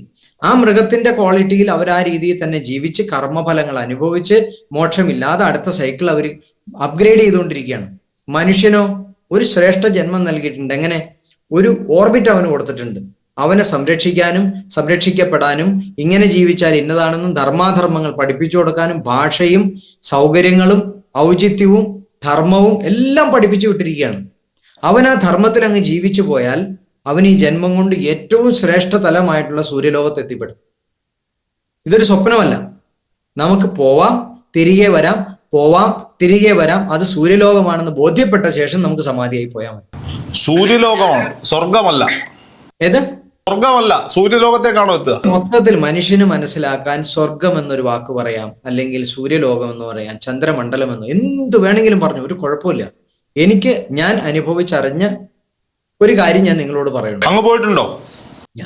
ഞാൻ മാത്രമല്ല, എന്റെ ശിഷ്യഗണങ്ങളൊക്കെ ദിവസവും പോയിക്കൊണ്ടിരിക്കുക. എന്താണ് അവിടുത്തെ ഒരു അനുഭവം? അവിടെ നമുക്ക് പ്രത്യേകിച്ച് എന്താ പറയുക, അനുഭവം എന്ന് പറഞ്ഞാൽ സുഖത്തിൽ സുഖം, സുഖം, സുഖം, സുഖം, സുഖം. ചില മതപണ്ഡിതന്മാർ പറയുന്നത് പോലെ അവിടെ പുഴയൊഴുകുന്നത് ഒരു പുഴ പാലിൻ്റെതും മറ്റൊരു പുഴ തേനിൻ്റെതും മറ്റൊരു പുഴ മദ്യത്തിൻ്റെതും ഒക്കെയാണോ? ഇതെന്താന്ന് പറയാം, അതിനെ ഞാൻ കളിയാക്കല്ല. ഇതെന്തിനാ ഇങ്ങനെ പറയണേന്ന് ചോദിച്ചാൽ, മനുഷ്യന് ഈ തേർഡ് ഡയമെൻഷനിൽ എന്ത് കേൾക്കുമ്പോഴാണോ വാവ് എന്ന് ഫീല് തോന്നുന്നത് അതുപോലെ ആക്കി പറയണതാണ്. മദ്യപ്പുഴ കുടിക്കുന്നവൻ അത് കേൾക്കുമ്പോഴല്ലേ സുഖം. അതുപോലെ ദിനരാത്രങ്ങൾ നടന്നാൽ തീരാത്ത വൃക്ഷത്തിന്റെ തണലുകൾ എന്ന് പറയുമ്പോൾ അതൊരു ഡയമെൻഷന്റെ ചേഞ്ചൻസിനെയാണ് കാണിക്കുന്നത്. അതായത് ഇവിടുത്തെ ദിനരാത്രങ്ങൾ നടന്നു കഴിഞ്ഞാൽ ഏതെങ്കിലും മരത്തിന്റെ നിഴലിൽ അത്രയും വലുതുണ്ടാവുമോ? അപ്പൊ ഇവിടുത്തെ ഒരു ദിവസം ഇവിടുത്തെ ഒരു വർഷം എന്ന് പറഞ്ഞാൽ അവിടുത്തെ ഒരു ദിവസമാണ്. ആ ഡയമെൻഷൻസിന്റെ വ്യാപ്തിയെ മനസ്സിലാക്കാനാണ് ഇങ്ങനെയെല്ലാം പറഞ്ഞു വെച്ചിരിക്കുന്നത്. ഈ കുംഭമേളയുടെ കഥ കേൾക്കുമ്പോഴും ഈ പാലാഴി മദനം ചെയ്ത കിട്ടിയ അമൃതവുമായി ഇന്ദ്രന്റെ മകൻ ഓടിയെന്നും 12 ദിവസം ഓടിയെന്നും ഈ ദേവന്മാരുടെ ഒരു ദിവസം നമ്മുടെ ഒരു വർഷമാണെന്നും അതുകൊണ്ടാണ് 12 വർഷം കൂടുമ്പോൾ പൂർണ്ണ കുംഭമേള നടത്തുന്നതെന്നും ഒക്കെ ഞാൻ കേട്ടു, കഴിഞ്ഞ ദിവസം വായിച്ചു. ഇത് വായിക്കുന്നതല്ല രോഹിത്, നമ്മുടെ സംസ്കാരത്തെ പഠിക്കാൻ നമ്മൾ ശാന്തമായി ഇരുന്നേ പറ്റുള്ളൂ. കുംഭമേള എന്താണെന്ന് ഞാൻ അടുത്ത വേറൊരു ഇന്റർവ്യൂവിൽ പറഞ്ഞുതരാം. കാരണം കുംഭമേള നമ്മൾ ഉദ്ദേശിക്കുന്നതല്ല. പറ്റുമെന്നുണ്ടെങ്കിൽ ഭാരതീയനായിട്ട് ജനിച്ച അല്ലെങ്കിൽ മനുഷ്യനായിട്ട് ജനിച്ച ആരെങ്കിലും ഉണ്ടെങ്കിൽ അവിടെ പോയി ഒന്ന് സ്നാനം ചെയ്ത് നോക്ക്. കുംഭമേള ഈ വിശ്വാസികളല്ലാത്തവരുടെ കണ്ണിൽ എന്താണ് കുംഭമേള എന്ന് ചോദിച്ചാൽ, തുണി ഉടുത്തും തുണി ഉടുക്കാതെയും ജട പിടിച്ച മുടിയുമായി കുളിക്കാതെയും നനയ്ക്കാതെയും നടക്കുന്ന കുറെ കാവ്യ വസ്ത്രധാരികളും കുറെ നഗ്നരും ഒക്കെ ഭസ്മവും പൂശി പാമ്പിനെയും കഴുത്തിലിട്ട് അവിടെ വന്ന് കൂടുന്നു, എന്തൊക്കെയോ കാണിക്കുന്നു. ആധുനിക ലോകത്തിന് ഇതൊരു നാണക്കേടാണ് എന്നാണ്. 144 വർഷങ്ങൾക്ക് ശേഷമാണ് ഇനി മഹാകുംഭമേള വരിക. പക്ഷെ നമുക്ക് കാണാൻ യോഗം ഉണ്ടാവില്ല. നമ്മൾ ഏറ്റവും ഭാഗ്യവാന്മാരായ ആളുകൾ എന്ന് വേണമെങ്കിൽ പറയാം. ഞാനേ ഒരു IIT-കാരൻ പയ്യൻ പറഞ്ഞ വാചകത്തെ ഞാൻ ഇവിടെ കോട്ട് ചെയ്യാം. ഈ അടുത്ത ദിവസം കുംഭമേളയിൽ ഒരു IIT-കാരൻ കാനഡയിൽ പോയിട്ട് തിരികെ വന്ന ആ പയ്യന്റെ ഒരു ഇന്റർവ്യൂ ക്ലിപ്പ് ഞാൻ കാണലുണ്ടായി. സദ്ഗുരുവിനെ പഠിക്കാൻ വേണ്ടിയിട്ട് അമേരിക്ക കൊണ്ടുവച്ച് ഇങ്ങനെ പഠിച്ചുകൊണ്ടിരിക്കുകയാണ്. ഇവിടെയുള്ള സദ്ഗുരുവിന്റെ ആശ്രമത്തിലേക്ക് റെയ്ഡിന് ആൾക്കാരെ വിട്ടുകൊണ്ടിരിക്കുകയാണ്. നമ്മുടെ ഇവിടെ ആത്മീയതയ്ക്ക് വിലയില്ലാത്തതിന് കാരണം ഈ സെമിറ്റിക് മതം പോലെയാണ് ആത്മീയത എന്ന് ഓർത്തുകൊണ്ടായിരിക്കുന്നത്. അല്ല, ആത്മീയത എന്ന് പറയുന്നത് ഒരുത്തൻ സ്ഥിതപ്രജ്ഞനായിട്ട് കാലങ്ങളോളം ശാന്തനാവുമ്പോൾ മാത്രം അനുഭവിച്ചറിയാൻ പറ്റുന്ന ഒരു തലമാണ്. നമ്മൾ ഓടി നടന്ന് പഠിക്കാൻ പറ്റില്ല, ഓടി നടന്ന് വായിക്കാനേ പറ്റുള്ളൂ. അനുഭവിച്ചറിയണമെന്നുണ്ടെങ്കിൽ നമ്മൾ ഒരു സ്ഥലത്ത് സ്ഥിരമായിട്ടിരിക്കണം. നമ്മൾ എന്തെങ്കിലും ഒരു ജോലി ചെയ്യുമ്പോൾ നമ്മൾ ആലോചിച്ച് നോക്ക്, നമ്മൾ അതിനു വേണ്ടി ഡെഡിക്കേറ്റ് ചെയ്ത് ജീവിച്ചാൽ മാത്രമേ അതിനെപ്പറ്റി പഠിക്കാൻ പറ്റുള്ളൂ. ഇന്ന് സ്വന്തം കുടുംബ ജീവിതം പോലും ആരുടെയും സന്തോഷമല്ല. കാരണം എന്താ? ഭാര്യയെ പഠിക്കാൻ അവന് പറ്റൂല, കാമുകിയെ പഠിക്കാൻ പോകും. സ്വന്തം ജീവിതം എന്താണെന്ന് മനസ്സിലാക്കാൻ അവന് താല്പര്യമില്ല, മറ്റുള്ളവന്റെ ജീവിതത്തിലേക്ക് നോക്കിക്കൊണ്ടിരിക്കുകയാണ്. സ്വന്തം ജീവിതം എങ്ങനെ നന്നാക്കാമെന്ന് ആരും നോക്കണില്ല, മറ്റുള്ളവന്റെ ജീവിതത്തിലെ കുറ്റം കണ്ടുകൊണ്ടിരിക്കുകയാണ്. എന്റെ വീഡിയോയ്ക്ക് അടിയിൽ കമന്റ് എഴുതുന്നുണ്ട്. ഇവരോട് ഞാൻ എന്ത് ഉത്തരം പറയാനാ? ഒരു കാര്യമില്ല. എന്താണ് ലോക നന്മ എന്ന് ഒരാൾ ചോദിച്ചു. ലോക നന്മ എന്താന്ന് പറഞ്ഞുതരാം. ഇപ്പോ ഒരു മെഡിക്കൽ സയൻസ് ടീമും നമ്മളുടെ മീഡിയയും സർക്കാരും ചേർന്നിട്ട് ആവശ്യപ്പെടാന്നിരിക്കട്ടെ, തസ്മൈ ഗുരുജി സമ്മതിയിരിക്കുകയാണ്, ഞങ്ങൾക്കത് പഠിക്കണം. ഞാൻ തയ്യാറാണ് സയന്റിഫിക്കലി പഠിക്കാൻ കൊടുക്കാൻ. നമ്മുടെ രാജ്യം പഠിക്കണം. ഇനി വിദേശ രാജ്യത്തു നിന്ന് എന്നെ പഠിക്കാൻ കൊണ്ടുപോകല്ല വേണ്ടത്. ലോകരാജ്യങ്ങളൊക്കെ ഇങ്ങനെയുള്ളതിനെ പഠിക്കാൻ കൊണ്ടുപോകുമ്പോൾ നമ്മുടെ രാജ്യം അതിനെ തയ്യാറെടുത്ത് എന്നെ പഠിക്കുക, കീറി മുറിച്ചല്ല, ജീവനോടെ ഇരിക്കുമ്പോൾ ഇങ്ങനെ ഇരുത്തിക്കൊണ്ട് പഠിക്കണം. അതിന് ഞാൻ പൈസ ഒന്നും ആവശ്യപ്പെടുകയല്ല, ഫ്രീ ആയിട്ട് കൊടുക്കുകയാണ് എൻ്റെ അറിവിന്. ഇത് പഠിച്ചിട്ട് ലോകത്തിന്റെ മുന്നിൽ തുറന്നു കാണിക്കുമ്പോൾ ലോകത്തിൽ ഭാരതത്തിന് അഭിമാനമാണോ ഉണ്ടാവുന്നത്, നാണക്കേടാണോ ഉണ്ടാവുന്നത്? പറ. മിഷൻ സക്സസ് ആയാൽ അഭിമാനം. എപ്പോഴും അഭിമാനം തന്നെ. എല്ലാ മിഷനും സക്സസ് ആവും ആദ്യത്തെ അറ്റംപ്റ്റിലല്ല, പല അറ്റംപ്റ്റിലൂടെ. ആത്മീയതയ്ക്ക് പല അറ്റംപ്റ്റ് ഇല്ല, ഒറ്റ അറ്റംപ്റ്റേ ഉള്ളൂ. കാരണം ഞാൻ സമാധിയായി ഇരുന്ന ആദ്യത്തെ പ്രാവശ്യം തന്നെയാണ് ഞാൻ ബ്രഹ്മം എന്താണെന്ന് അറിഞ്ഞിട്ട് വന്നത്. എത്ര പേർക്ക് ആത്മജ്ഞാനം എന്താണെന്ന് അറിയാം? ആത്മജ്ഞാനം ഒന്നല്ല ഉള്ളൂ, 122 ടൈപ്പിലുള്ള ആത്മജ്ഞാനമുണ്ട്. ബ്രഹ്മജ്ഞാനം എന്ന് പറഞ്ഞാണ് ഒന്ന്. അപദൂത അവസ്ഥ എന്ന് പറഞ്ഞാൽ അതിൽ താഴെയുള്ളതാണ്. സമാധി എന്ന് പറഞ്ഞാൽ ഇതിനൊക്കെ ഇടയിൽ എപ്പോഴും ഉള്ളതാണ്. ജീവസമാധി എന്ന് പറഞ്ഞാൽ ശ്രീനാരായണ ഗുരുവിൻ്റെയാണ്. എൻ്റെ ക്ലാസ്സിൽ വന്നിരുന്ന ഒരു നായർ കുടുംബം എൻ്റെ അടുത്ത് ഒരിക്കൽ ചോദിച്ചാൽ, നായർ എന്ന് അങ്ങനെ പറഞ്ഞു എന്നേ ഉള്ളൂ, ഒരു കുടുംബം, അവർക്ക് ശ്രീനാരായണ ഗുരുവിനെ പറ്റി കാര്യമായിട്ടൊന്നും അറിയില്ല, അവർക്ക് ചട്ടമ്പി സ്വാമിയെ അറിയാവുള്ളൂ. അവര് ചോദിച്ചതാണ്. അതിലെനിക്കൊരു തെറ്റുണ്ട്, എനിക്കൊരു തിരുത്തുണ്ട്. ഈ നായർ കുടുംബാംഗങ്ങൾക്ക് ചട്ടമ്പി സ്വാമിയെ കുറിച്ചും അറിയില്ല, ഈ ഈഴവ കുടുംബാംഗങ്ങൾക്ക് ശ്രീനാരായണ ഗുരുദേവനെ പറ്റി അറിയില്ല. 2% ആളുകൾക്ക് മാത്രമേ ഇത് രണ്ടും അറിയുള്ളൂ എന്നാണ് ഞാൻ വിശ്വസിക്കുന്നത്. ആയിക്കോട്ടെ. അപ്പോ അവരെന്റെ അടുത്ത് ചോദിച്ചു, ഗുരുദേവന്റെ തലയുടെ ഇവിടെ ഒരു ചളക്കം ഉണ്ടെന്ന് പറഞ്ഞാൽ ശരിയാണെന്ന് ചോദിച്ചു. ഞാൻ ചോദിച്ചു, അറിയില്ല, എന്താ കാര്യം എന്ന് ചോദിച്ചു. അല്ല, ഗുരുദേവൻ സമാധി ആവാണ്ടിരുന്നപ്പോ തലയ്ക്ക് തേങ്ങയ്ക്ക് അടിച്ചാ കൊന്നേന്ന് ഇങ്ങനെ. കഥ ഏറെ കേട്ടിട്ടുള്ളതാണ്. ഞാനത് അങ്ങോട്ട് ചോദിക്കണമെന്ന് വിചാരിച്ചു. അങ്ങ് എന്ത് മറുപടി പറയുമെന്ന് അറിയാത്തതുകൊണ്ട് ഞാൻ വേണ്ടെന്ന് വെച്ച ചോദ്യമാണ്. ഞാൻ ഒന്നും പറയാനില്ല. ഇത് SNDPയുടെ ജോലിയാണ് ശ്രീനാരായണ ഗുരു ആരാന്ന് പറയാന്നുള്ളത്. എന്റെ ഗുരുവാണ് ഗുരുദേവൻ. ഞാൻ അതിനെ മനസ്സുകൊണ്ട് ശരീരം കൊണ്ടും പൂർണ്ണമായിട്ടും അംഗീകരിച്ചു. ഈ കഥ നമ്മുടെ ചെറുപ്പകാലം മുതലേ ഇല്ല. എന്റെ അടുത്ത് ചോദിച്ച ചോദ്യത്തിന് ഉത്തരം പറയട്ടെ. അപ്പൊ എന്റെ സമാധിയിൽ എന്നോട് എന്റെ ഗുരു പറഞ്ഞത് എന്താണെന്നറിയോ? എനിക്കുള്ളത് നിനക്കും, നിനക്കുള്ളത് എനിക്കെന്ന് പറഞ്ഞു. അത് ഈ സമാധിയിലല്ല, ഇതിന് മുമ്പൊരു സമാധിയിൽ ഇരിക്കുമ്പോൾ, അതായത് ഈ ആശ്രമത്തിലേക്ക്, ആശ്രമ ജീവിതത്തിൽ വരുന്നതിന് മുമ്പ്. അപ്പൊ എനിക്ക് മനസ്സിലായില്ല. ഞാൻ വിചാരിച്ചു എന്റെ സമ്പാദ്യത്തിന്റെ ഇത്ര % നമ്മൾ ദാനം ചെയ്യലായിരിക്കും, പുണ്യപ്രവർത്തി ചെയ്യലായിരിക്കും, മെഡിറ്റേഷൻ പഠിക്കും, ഇതൊക്കെ വിചാരിച്ചു. ഇതല്ലാന്ന് എനിക്ക് പ്രപഞ്ചം തന്നെ വീണ്ടും വീണ്ടും എന്നും ധ്യാനത്തിലിരിക്കും എന്നോട് ഗുരു വന്നിട്ട് ഒറ്റ വാക്കേ പറയുള്ളൂ, എനിക്കുള്ളത് നിനക്കും, നിനക്കുള്ളത് എനിക്കും. ഇത് മനസ്സിലാക്കാൻ എനിക്ക് വർഷങ്ങൾ വേണ്ടി വന്നു. എനിക്കത് മനസ്സിലായ നിമിഷം അതുവരെ സമ്പാദിച്ചതെല്ലാം ഞാൻ ഉപേക്ഷിക്കുക ചെയ്തത്. എത്ര പേര് ഇതിന് തയ്യാറാവും രോഹിത്തെ? എന്തായിരുന്നു അത്? എന്നാണോ? ഏത് ഉപേക്ഷിച്ചാണോ? അതല്ല, എനിക്കുള്ളത് നിനക്കും, നിനക്കുള്ളത് എനിക്കും എന്ന് പറഞ്ഞത് എന്തായിരുന്നു? അതാ പറഞ്ഞത്. എനിക്ക് ഗുരു നൽകിയത് ബ്രഹ്മജ്ഞാനമാണ്. എന്റെ കയ്യിൽ എന്താ ഉള്ളത്? സമ്പാദ്യം, ധനം. ഞാൻ അതിനെ മുഴുവൻ ഉപേക്ഷിച്ചു. ആർക്കാ ഉപേക്ഷിച്ചത്? ഒരു വിഹിതം അവിടെ ഇല്ലേ?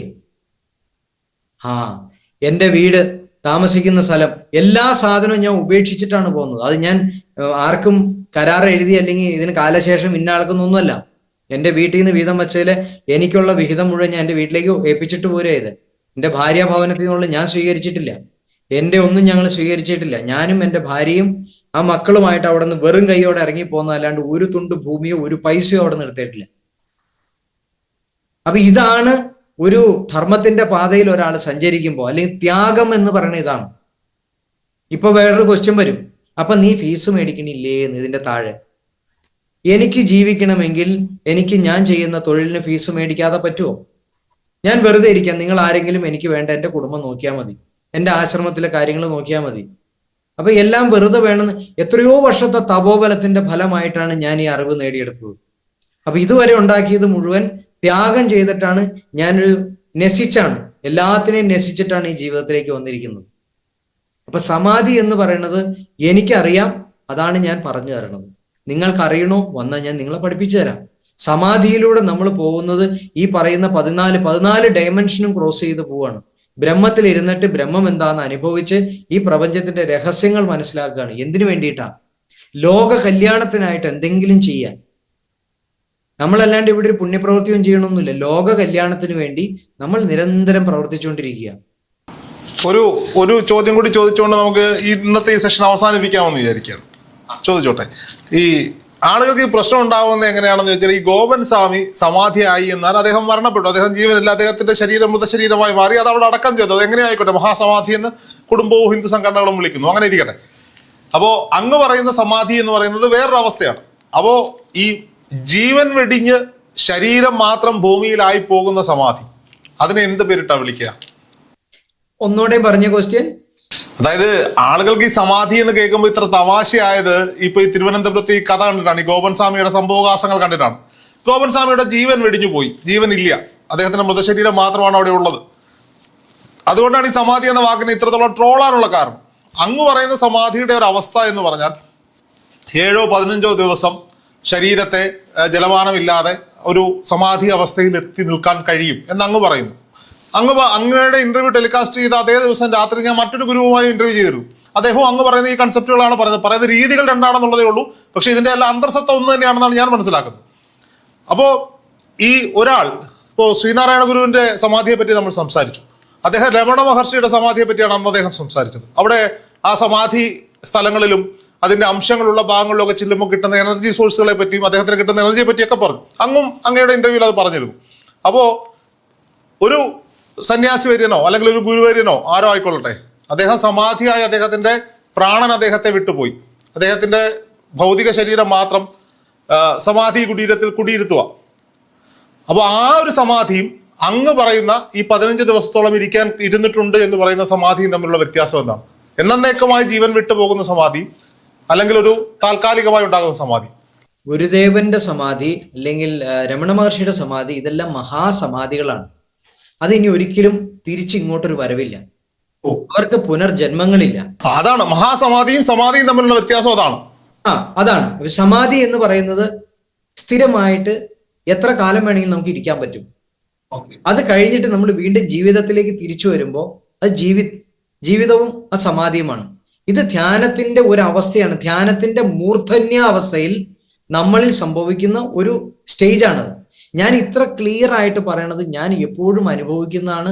ഞാൻ ഇതിലൂടെ കടന്നു പോണ ആളാണ്, ഞാൻ വായിച്ചറിയണതല്ല. ഇത് രോഹിത്തിന് ഞാൻ പറഞ്ഞല്ലോ, എൻ്റെ ആശ്രമത്തിലേക്ക് ഒന്ന് വന്നു കഴിഞ്ഞാൽ രാവിലെ 6 മണിക്കും 9:30ക്കും ഇടയിൽ ആളുകൾ ഇങ്ങനെ സമാധി ഇരിക്കണ ഞാൻ കാണിച്ചു തരാം. അത് സാധാരണ ഒരു ധ്യാനം പോലെ അല്ല അത്. ഇതിന്റെ രഹസ്യം മനസ്സിലാക്കിയ ശേഷം ഇതിനെ ഞാൻ റിവേഴ്സ് എഞ്ചിനീയറിംഗ് തന്നെയാണ് പറയുന്നത്. കാരണം എന്താണെന്ന് ചോദിച്ചു കഴിഞ്ഞാൽ, സൂര്യനും ചന്ദ്രനും നക്ഷത്രങ്ങളുമാണ് ഈ പ്രപഞ്ചത്തെ ചലിപ്പിക്കണേന്നുള്ളതിന് ഒരു മാറ്റവും ഇല്ലല്ലോ. ഈ സൂര്യൻ എന്ന് പറയുന്നത് നമ്മുടെ റൈറ്റ് ബ്രെയിൻ ആണ്, ചന്ദ്രൻ എന്ന് പറയുന്നത് നമ്മുടെ ലെഫ്റ്റ് ബ്രെയിൻ ആണ്. നക്ഷത്രങ്ങളാണ് നമ്മളുടെ തലയിലെഴുത്തിനെ തീരുമാനിക്കണം. ഈ നക്ഷത്രങ്ങൾ നമ്മൾ വെളിയിലേക്കാണ് ധ്യാനത്തിൽ യാത്ര ചെയ്യണത്. പക്ഷേ ഒരു സ്റ്റേജ് കഴിയുമ്പോൾ, ഒരു ബ്ലാക്ക് ഹോൾ നമ്മൾ ക്രോസ് ചെയ്ത് കഴിഞ്ഞാൽ പിന്നെ അതിൻ്റെ ഓരോ രീതികളുണ്ട്. യാത്ര ചെയ്യണ അനുസരിച്ച് നമ്മൾ നമ്മുടെ ഉള്ളിലേക്കാണ് പിന്നെ പോണത്, പിന്നെ പുറത്തേക്കല്ല. അപ്പൊ ഈ ശരീരം അനങ്ങാൻ പാടില്ല. ഇത് വജ്ര തുല്യം എന്ന് പറഞ്ഞാൽ പോരാ, ഇതിങ്ങനെ ഫ്രീസായിട്ട് ഇതിങ്ങനെ ഇരിക്കും, അനങ്ങ് പോലുമില്ല. ചിലപ്പോൾ ആ തല ഇങ്ങനെ ഒന്ന് കീപ്പോട്ട് പോയി ഇങ്ങനെ ഇരിക്കണമെങ്കിൽ അങ്ങനെ തന്നെ ഇരിക്കും, ഒരനക്കം ഉണ്ടാവില്ല. മരിച്ചിരിക്കുന്ന ആളെന്നല്ലാതെ എൻ്റെ വീഡിയോ കണ്ടു കഴിയുമ്പോൾ രോഹിത്തിന് അങ്ങനെ തോന്നുള്ളൂ, മരിച്ചിരിക്കുന്ന ആളെ പോലെ. അപ്പൊ എന്താണ് അങ്ങനെ ഇരിക്കണേന്ന് ചോദിച്ചു കഴിഞ്ഞാൽ, ജീവിച്ച ഒരാളെ ഇരുത്തുമ്പോൾ അതുപോലെ ഇരുത്താൻ പറ്റുള്ളൂ, രാജാവിനെ പോലെ, അല്ലേ? അപ്പൊ സമാധി എന്ന് പറയുന്നത് അതുപോലെ തന്നെയാണ്. അദ്ദേഹം ഇവിടുന്ന് പോയിട്ടില്ല. അതുകൊണ്ടാണ് അത്രമാത്രം ആഘോഷമായിട്ട് അദ്ദേഹത്തെ കൊണ്ടുപോയി, ആ ശരീരത്തെ കൊണ്ടുപോയി സമാധി ഇരുത്തുന്നത്. ഇതിനകത്ത് നിങ്ങൾക്ക് മനസ്സിലാവുന്ന ഒരു കാര്യം ഞാൻ പറയാം. ഗോപൻ സ്വാമി എന്ന് പറയുന്ന വ്യക്തി സമാധി ആവുന്നതിന് മുൻപ് തന്നെ അദ്ദേഹം പറഞ്ഞു, ഞാൻ സമാധി ആവാൻ പോവുകയാണെന്നല്ലേ പറഞ്ഞു എന്ന് പറയപ്പെടുന്നു. അദ്ദേഹം 2010 എഴുതി അദ്ദേഹം മണ്ഡപം ഉണ്ടാക്കി റെഡിയാക്കി വെച്ചിരുന്നു. അതെ, സമാധി ആവണമെന്ന് ഞാൻ ഇന്ന് തീരുമാനിച്ചാൽ എനിക്ക് ഇന്ന് തന്നെ ആവാൻ പറ്റില്ല. എന്റെ ഈ പറയുന്ന ധ്യാനത്തിലുള്ള സമാധി എന്നും ആവാൻ പറ്റും. ഈ പറയുന്ന മഹാസമാധിയിലേക്ക് പോകണമെന്നുണ്ടെങ്കിൽ അതിന് പ്രപഞ്ചത്തിൽ നിന്ന് ഒരു നോട്ടീസിങ് കിട്ടണം. എന്തെങ്കിലും നമുക്ക് എവിടെ പോവാനും, നമ്മളൊരു കല്യാണം കഴിക്കാൻ പോകാൻ നല്ല മുഹൂർത്തം നോക്കൂലേ? അപ്പൊ ബോധപൂർവം നടക്കേണ്ട ഒരു കാര്യമാണ് മരണം അല്ലെങ്കിൽ സമാധി എന്ന് പറയുന്നത്. അപ്പൊ അതിനു വേണ്ടിയിട്ട് ഏറ്റവും അനുയോജ്യമായ സമയം തീരുമാനിക്കുന്നത് ആ വ്യക്തിയാണ്. അപ്പൊ ആ വ്യക്തിക്ക് പ്രപഞ്ചവുമായിട്ട് ഒരു ബന്ധമുണ്ടെങ്കിൽ ആ വ്യക്തിയാണ് അതിനുള്ള ഡേറ്റും സമയവും തീരുമാനിക്കുന്നത്. ഇവിടെ ഗോപൻ സ്വാമി കഞ്ഞി കുടിച്ചു, മരുന്ന് കഴിച്ചു, ഇത് എനിക്കറിയില്ലാത്ത കാര്യമാണ്. മക്കള് പറഞ്ഞതാണ്, എല്ലാം മക്കള് പറഞ്ഞതല്ലേ നമുക്ക് വിശ്വസിക്കാൻ പറ്റൂ തൽക്കാലം. അത് അത്രേ ഉള്ളൂ. പക്ഷേ ആ ഗോപൻ സ്വാമിക്ക് സമാധിയെ പറ്റി അറിവുള്ള സ്ഥിതിക്ക് അദ്ദേഹം കഞ്ഞിയും കുടിക്കാൻ സാധ്യതയില്ല, അദ്ദേഹം മരുന്നും കഴിക്കാൻ സാധ്യതയില്ല. കഴിച്ചിട്ടുണ്ടാവാം, ഇല്ല എന്നല്ല പറഞ്ഞത്. പക്ഷെ അദ്ദേഹം സമാധി ആവാൻ അദ്ദേഹത്തിന് യോഗ്യനായതുകൊണ്ടാണ് അദ്ദേഹം നേരത്തെ പറഞ്ഞ് അവിടെ പോയിരുന്നതും സമാധിയായത്. അപ്പൊ നമ്മൾ പിന്നെ എന്തിനാ അദ്ദേഹത്തെ കളിയാക്കണത്? ഇല്ല, അദ്ദേഹത്തെ കളിയാക്കല്ല. അത് അവിടെ നിയമപരമായ ഒരു പ്രശ്നമാണ് ഉണ്ടായിരിക്കുന്നത്. അത് നോക്കൂ, അത് അവരുടെ നിയമത്തെക്കുറിച്ചുള്ള അറിവില്ലായ്മയാണ് ആ കുടുംബത്തിന്റെ. അവര് അവിടുത്തെ പഞ്ചായത്ത് മെമ്പറെയോ അടുത്ത ബന്ധുക്കളെയോ വിളിച്ച് അച്ഛൻ ഇതുപോലെ സമാധി ആയിട്ടുണ്ട്, ദേ ഇവിടെ ഇരിക്കുന്നുണ്ട്, വന്ന് നോക്കൂ, അദ്ദേഹം മരിച്ചിട്ടുണ്ടോ എന്നൊന്ന് തീർപ്പ് കൽപ്പിച്ചാൽ മതിയായിരുന്നു. ഒരു മരണ സർട്ടിഫിക്കറ്റ് എന്തായാലും വാങ്ങി വെക്കണമല്ലോ. കാരണം ഇന്നത്തെ നിയമത്തെയും കൂടി അനുസരിക്കാൻ നമ്മളെല്ലാവരും ബാധ്യസ്ഥരാണല്ലോ. അപ്പൊ അവിടെയാണ് ആ കുടുംബത്തിന് പിഴവ് പറ്റിയിരിക്കുന്നത്. പക്ഷേ ഒരുപക്ഷെ ഇതൊക്കെ നേരത്തെ കുറിക്കപ്പെട്ടതാകാം. കാരണം എന്ന് പറഞ്ഞാൽ ഇതിങ്ങനെയൊക്കെ സംഭവിച്ചത് കൊണ്ടാണ് ഇങ്ങനെ ഒരു ഗോപൻ സ്വാമി ഉണ്ടെന്നും ലോകം മുഴുവൻ ഇത് ചർച്ച ചെയ്തതും. ഇല്ലെങ്കിൽ തിരുവനന്തപുരത്ത് ബാലരാമപുരത്ത് മാത്രം ഒരു അലക്ക് കല്ലിന്റെ വലിപ്പമുള്ള സമാധി കുടിമന്ദിരത്തിൽ ഇരുന്നേനെയായിരുന്നു ഗോപൻ സ്വാമി. ഇന്ന് അദ്ദേഹത്തിന് മഹാസമാധി ഒരുക്കിയിരിക്കുകയാണ് എല്ലാവരും. ഇനി അദ്ദേഹം സമാധി ഇരുന്നവര് അദ്ദേഹത്തിന്റെ മക്കൾക്ക് ആ ക്വാളിറ്റി ഉണ്ടായിക്കൊള്ളുന്ന ഒരു നിർബന്ധം ഇല്ല. അവര് സ്വയമായിട്ട് ആ വഴിയിൽ പ്രാക്ടീസ് ചെയ്ത് നേടിയെടുക്കേണ്ട കാര്യമാണ് മക്കൾക്ക് വേണ്ട സമാധി. ഞാൻ എന്തായാലും ബാലരാമപുരത്ത് വരെ ഒന്ന് പോകാൻ തീരുമാനിച്ചേക്കാം. ഗോപൻ സ്വാമിയുടെ മഹാസമാധി ഒന്ന് കാണാനും ആ കുടുംബത്തോടൊന്ന് സംസാരിക്കാനും. വളരെ നല്ല കാര്യം. ആ കൂട്ടത്തില് കുംഭമേളയ്ക്ക് ഒന്ന് പോകാൻ പറ്റുന്നുണ്ടെങ്കിൽ. അതും മനസ്സിലുണ്ട്. അങ്ങ് പോകുന്നില്ലേ കുംഭമേളയ്ക്ക്? ഞാൻ എന്നും ഇവിടെ ഇരുന്ന് കുംഭമേള അനുഭവിക്കേണ്ടത്. എനിക്ക് അവിടെ നോക്കി, ഇത് രണ്ട് തരത്തിലാണ് കാണേണ്ടത്. ഞാൻ അങ്ങനെ ഒരു വെൽ നോൺ പേഴ്സൺ ആയിരുന്നുവെങ്കിൽ ഞാൻ പോയിരുന്നേനെ. എന്തിനാന്നറിയോ? ഇത് ലോകത്തിന് ഒരു മെസ്സേജ് നൽകാൻ. അങ്ങ് വെൽ നോൺ പേഴ്സൺ ആണ്.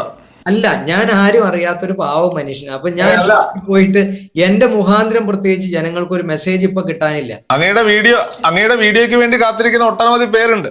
എന്നും അത് കൊടുക്കണ്ട എന്ന് വിചാരിച്ചിട്ടാണ് വല്ലപ്പോഴും മാത്രം അങ്ങയുടെ സമയവും കിട്ടണം ഗസ്റ്റായിട്ട് ക്ഷണിക്കുന്നത്. കുറച്ചു പേര് മോഹൻലാൽ സൈക്കിൾ ചവിട്ടിയാൽ ന്യൂസാണ്, തസ്മൈ ഗുരുജി സൈക്കിൾ ചവിട്ടിയ ഒരു ന്യൂസും അല്ല. അപ്പോ ഇതങ്ങനെ ഒരു ഇമ്പോർട്ടന്റ് ഉള്ള കാര്യമായിരുന്നു. ഇപ്പൊ ഞാൻ പോകുന്നത് എന്തിനു വേണ്ടി? എന്റെ മോക്ഷത്തിന് വേണ്ടിയിട്ട് അല്ലേ? ലോക കല്യാണത്തിനല്ല ഞാൻ അവിടെ പോണത്. പക്ഷെ ഞാനൊരു സെലിബ്രിറ്റി ആണ്, അങ്ങനെ അറിയപ്പെടുന്ന ഒരു വ്യക്തിയാണ് എങ്കിൽ ഞാൻ അങ്ങോട്ടേക്ക് ചെല്ലുമ്പോൾ ജനശ്രദ്ധ അതിൽ വരും. അത്രയും ആളുകളിൽ അത്രയും പരിവർത്തനം ഉണ്ടാവും. എനിക്ക് അങ്ങോട്ട് പോകേണ്ട ആവശ്യം ഇല്ലാത്തത് ഇതുകൊണ്ടാണ് ഞാൻ ഇവിടെ ഇരുന്ന് മഹാകുംഭമേള അനുഭവിക്കുന്നുണ്ട്. എന്റെ മെഡിക്കൽ എല്ലാവരും അനുഭവിക്കുന്നുണ്ട്. എനിക്ക് തോന്നുന്നു എന്നെ ആരോ അവിടുന്ന് വിളിക്കുന്നുണ്ട്, പോകണമെന്നുണ്ട്, നോക്കട്ടെ. പക്ഷെ ഒരു കാര്യം, ശിവം ശവം, അത് മാത്രം ഒന്ന് മനസ്സിൽ വെക്കണം. ആ വള്ളി ഇട്ടിട്ട് പോയാൽ നന്നായി വരും, എന്നും നല്ലതേ ഉണ്ടാവുള്ളൂ. Thank you Guruji. നമുക്ക് അടുത്ത ദിവസം വീണ്ടും കാണാം. നന്ദി, നമസ്കാരം.